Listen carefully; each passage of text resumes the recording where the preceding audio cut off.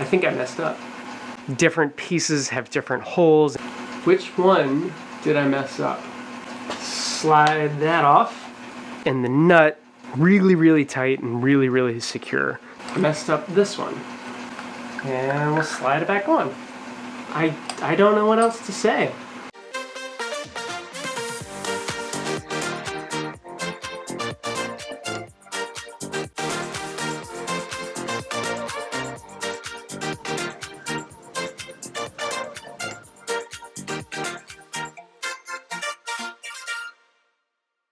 Hello and welcome back to another episode of Zach Does It.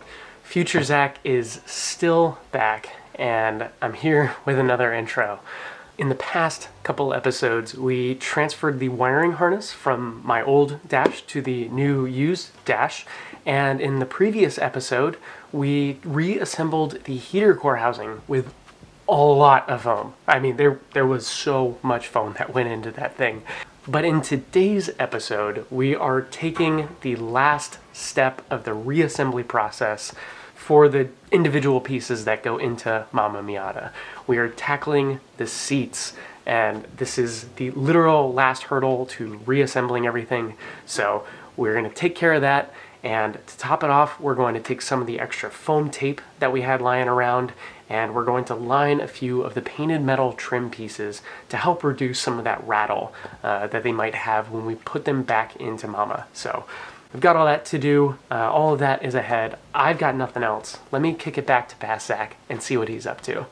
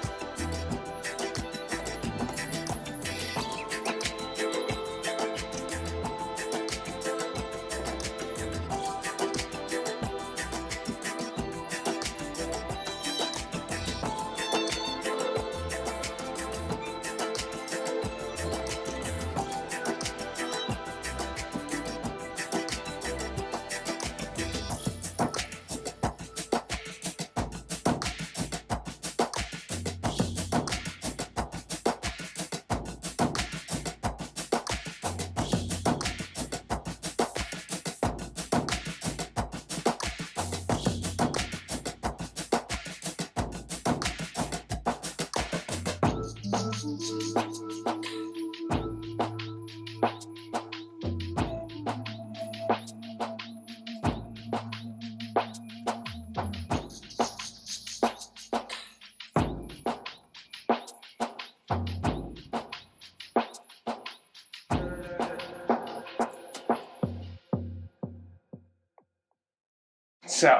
we have 2 seat belts. Let's clear off our space. We have 2 plastic housings. We have 2 bolts with the lock washers, or these spring washers. You can tell, well, maybe you can't. We'll see if the video shows it, but they're a little wavy. So they exert pressure on the screw when you tighten it so that it helps prevent it from coming loose. Alternatives are put some Loctite on it and any variety of other mechanisms. But we have this tiny little wavy washer to help exert that extra pressure to make sure that this does not come undone. Anyways, we have 2 of those. So we're just going to line everything up. We also were intelligent when we were disassembling, and we used a zip tie to take the washer and these plastic washers and attach them to at least one of the seatbelts so we didn't lose anything. So I'm going to go ahead and cut that. Alright, so that is done. We know that we need 1 plastic washer and 1 metal washer on each seatbelt. We are lining everything up. We have the attachment bracket for putting the seatbelt back into the car and attaching it to the frame. And we have these metal guides, and really, I don't think these provide much else other than a little bit of rigidity. It also helps keep them standing up so that you can find the seatbelt when you're just plugging it in. So we've got 2 of those. They're painted, so hopefully they won't corrode in the future. And I'm going to use my handy dandy phone and make sure that I put everything back together the right way. Where's the driver's seat? So one of the issues that I ran into when I was disassembling is someone cut the wire, and I'm going to bring this up and I'll make sure it focuses. It's kind of hard to see. In fact, maybe with some editing I'll be able to freeze frame or get the lighting just right to see it. But someone cut the wires, and they cut them so short that there's no way for me to solder or otherwise attach the wires again. But ultimately, that wire being cut isn't such a big deal.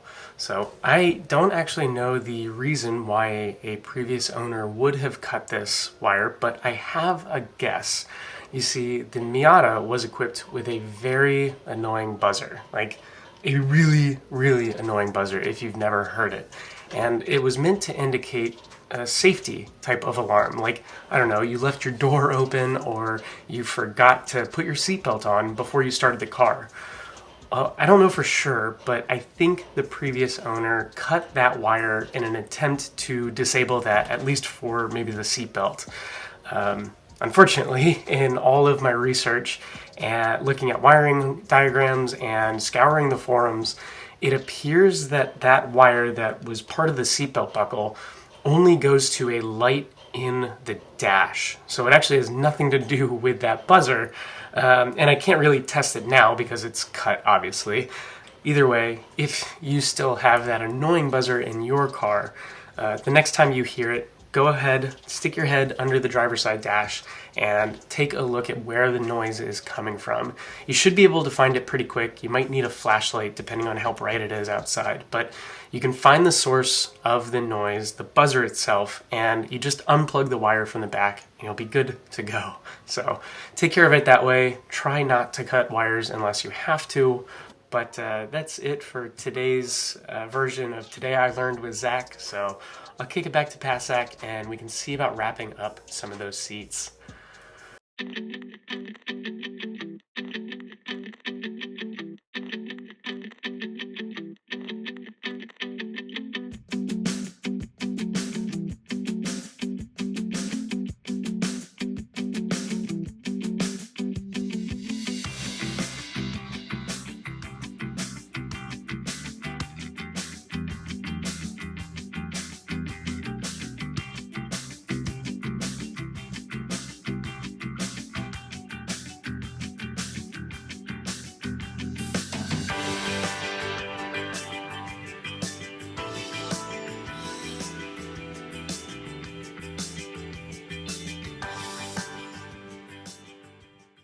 And just like that, we have 2 seat belts ready to be installed back in the car, back in Mama.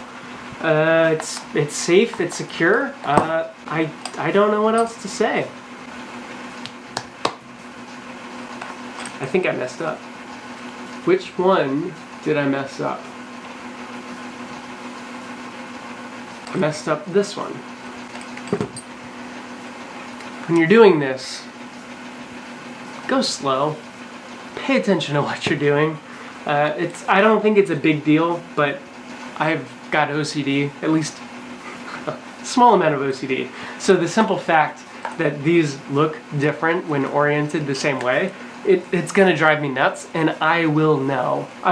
Deep down inside. None of my passengers will know, but I will know. So I'm gonna fix this real quick.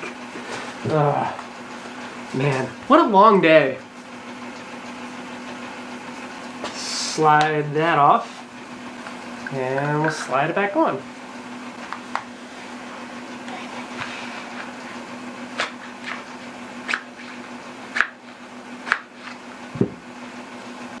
Okay. All right. So let's make sure the orientation's right. We go bolt. Oh wait, we need this first. And the bolt goes through. Make sure it sits really nice. Actually, this is a good example of that lock washer, or of the shoulder bolt. Tell you what, I'm gonna zoom in because this is a really easy example of why the shoulder screw is so important. All right, so I mentioned earlier why the shoulder bolt exists. And let me take the washer and the plastic washer off. So this is a shoulder bolt. It's got that thicker unthreaded piece followed by a thinner threaded piece. And in the case of the seatbelt, it's actually really important because of how many layers of metal it has to go through. And these washers as well. So we start by putting that plastic washer on, and then we get the metal kind of spring washer that exerts that pressure we were talking about. Once that goes through, let me actually double check. We go that. Okay, cool. I gotta make sure I get my brackets right so I don't screw anything up. It goes in this way. So if you notice, that shoulder washer has virtually zero play. You know, here I can wiggle it around a lot, but once I get it in there, the shoulder is the same width or the same diameter as the hole that's cut in each of these metal pieces. So by the time I get it in there, it's actually really flush. It's almost perfectly flush. So that when I put this piece on, that's upside down.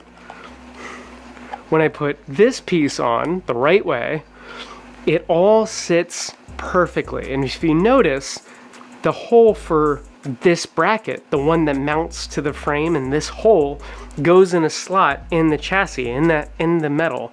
We'll talk about that later maybe, if I remember. But everything is super tight. There's no wiggle room because of that shoulder bolt and the way that all the holes line up once it's tight. So now I can put that washer on, the metal one, and I can take one more zip tie. I'll wrap it around real quick. Oop. Get the orientation right to make it easy. Let's see if we can get some finesse.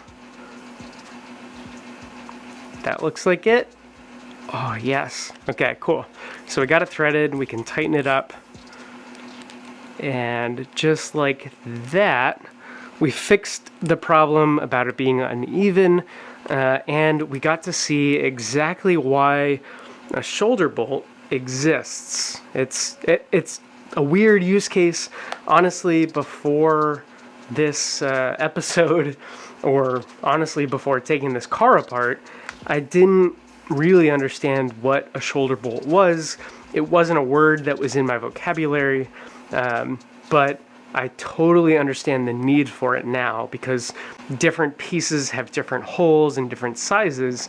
And so that shoulder bolt really gives you the ability to get the bolt and the nut or the other side of this that this screws into really, really tight and really, really secure. So my OCD is fixed. I've got the bolts in the right direction. I've got both seat belts in a matching direction. So now when we look at them from above, ignore the fading and the ugliness of it. We're not trying to replace everything right away, but everything is symmetric. Everything looks the way it's supposed to be. I double checked with my photo from earlier when I was disassembling everything to make sure that everything's in the right order, and we should be good to go. So there we go. And that is it for today's episode. We are finally coming to an end of the 3-week component reassembly phase of this restoration project of my 1991 Mazda Miata. In the past few episodes, we managed to rewire and rebuild my entire new used dash. We took the heater core housing and we rebuilt it and refoamed it so it will be cleaner and fresher than ever. And today we finished putting our seats back together and learned a new use for shoulder screws. I don't know about you, but that's a really exciting thing for me, to learn something new in a video. So that was exciting, and we've still got so much more to learn on this journey. And speaking of this journey, if you've been hanging out this whole time and you've enjoyed it so far, give it a thumbs up. Let me know that you're coming along for the ride. And if you're new around here, and I've piqued your interest or you're interested to see where things go next, be sure to subscribe and hit the bell notification icon. That way you'll know when each new episode drops and you'll be able to keep up with everything that's going on. Other than that, this has been another episode of Zach Does It, and I can't wait to see you on the next one.